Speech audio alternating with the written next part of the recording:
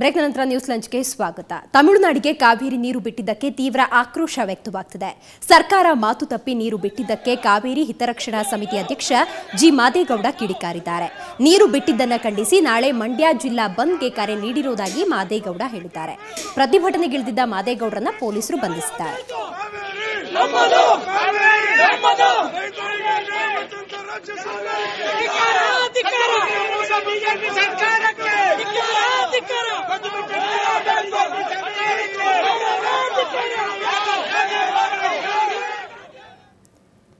ಬನ್ನಿ ಕುರಿತಂತೆ ಹೆಚ್ಚಿನ ಮಾಹಿತಿಯನ್ನು ಪಡೆಯೋಣ. ನಮ್ಮ ಪ್ರತಿನಿಧಿ ಮಂಜುನಾಥ್ ಈಗ ನಮ್ಮ ಜೊತೆ ನೇರ ಸಂಪರ್ಕದಲ್ಲಿದ್ದಾರೆ. ಮಂಜುನಾಥ್, ನಾಳೆ ನೀರನ್ನು ಬಿಟ್ಟಿರೋದಕ್ಕೆ ಮಂಡ್ಯದಲ್ಲಿ ಬಂದ್ ಅಂತ ಕೂಡ ಹೇಳಲಾಗ್ತಾ ಇದೆ. ಸೊ ಕಾವೇರಿ ಗಲಾಟೆಯ ಹೈಲೈಟ್ಸ್ ಏನು?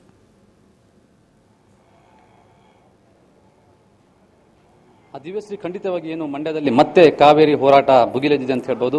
ನಿನ್ನೆಯಲ್ಲೂ ಕೂಡ ಮಂಡ್ಯದ ಜಿಲ್ಲೆಯಾದ್ಯಂತ ವಿವಿಧ ಕಡೆಗಳಲ್ಲಿ ರಸ್ತೆ ತಡೆ ಮಾಡುವುದು ಅಂತರ ವಿವಿಧ ರೀತಿಯಾಗಿ ಪ್ರತಿಭಟನೆ ಮಾಡುವಂತಹ ಒಂದು ಪ್ರತಿಭಟನೆ ನಡೀತಾ ಇದೆ. ಆದರೆ ಇವತ್ತು ಕೂಡ ವಿಭಿನ್ನವಾಗಿ ಏನು ಕಾವೇರಿ ಹಿತರಕ್ಷಣಾ ಸಮಿತಿಯ ಅಧ್ಯಕ್ಷರಾದಂತಹ ಜಿ ಮಾದೇಗೌಡರು ಡಿಸಿ ಕಚೇರಿ ಮುಂಭಾಗದಲ್ಲಿ ಇವತ್ತು ಬೆಳಗ್ಗೆ 10:30ಯಿಂದ ಸುಮಾರು 1 ಗಂಟೆಯ ತನಕ 2.5 ಗಂಟೆಗಳ ಕಾಲ ನಿರಂತರವಾಗಿ ಧರಣಿ ನಡೆಸಿದರು.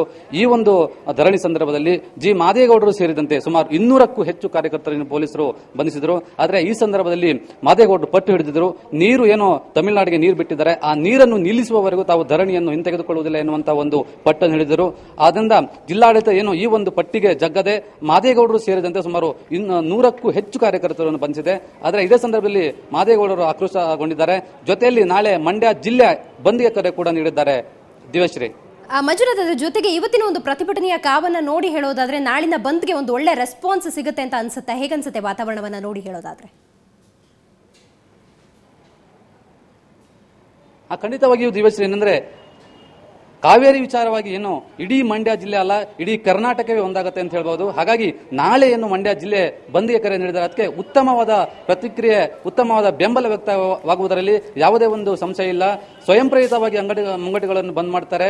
ಎಲ್ಲ ಶಾಲಾ ಕಾಲೇಜುಗಳು ಕೂಡ ನಾಳೆ ಬಂದ್ ಆಗಲಿದೆ. ಹೀಗಾಗಿ ಪ್ರತಿಯೊಬ್ಬರು ಕೂಡ ಸ್ವಯಂ ಪ್ರೇರಿತವಾಗಿ ಸಂಘ ಸಂಸ್ಥೆಗಳಾಗಿರ್ಬೋದು, ವ್ಯಾಪಾರಸ್ಥರಾಗಿರ್ಬೋದು, ಪ್ರತಿಯೊಬ್ಬರು ಕೂಡ ಈ ಒಂದು ಬಂದ್ಗೆ ಉತ್ತಮ ಪ್ರತಿಕ್ರಿಯೆಯನ್ನು ವ್ಯಕ್ತಪಡಿಸಲಿದ್ದಾರೆ. ಹಾಗಾಗಿ ಇವತ್ತಿನಿಂದ ಏನು ಇವತ್ತು ಬೆಳಗ್ಗೆ 6 ಗಂಟೆಯಿಂದ ವಿವಿಧ ರೀತಿಯ ಪ್ರತಿಭಟನೆಗಳು ನಡೆಯಿತು.